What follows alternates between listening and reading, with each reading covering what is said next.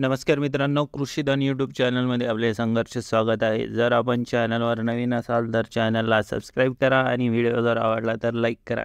या व्हिडिओमध्ये बघणार आहोत आपण सोयाबीनचे ताजे बाजारभाव। चला तर बघूया कुठे काय दर गेलेले आहेत। पहिली बाजार समिती आहे जळगाव। आवक आहे 346 क्विंटल, कमीत कमी दर 3505, जास्तीत जास्त दर 4300, सर्वसाधारण दर 4250। बार्शी आवक आहे 4478 क्विंटल, कमीत कमी दर 3700, जास्तीत जास्त दर 4250, सर्वसाधारण दर 4000। छत्रपती संभाजीनगर आवक आहे 8 क्विंटल, कमीत कमी दर 3600, जास्तीत जास्त दर 4151, सर्वसाधारण दर 3876।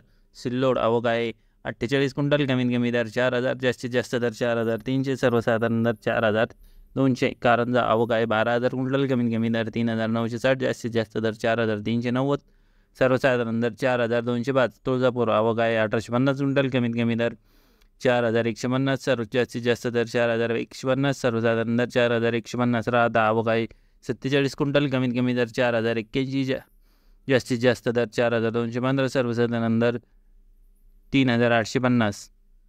धुळे आवक आहे 62 क्विंटल, कमीत कमी दर 3390, जास्तीत जास्त दर 4215, सर्वसाधारण दर 3815।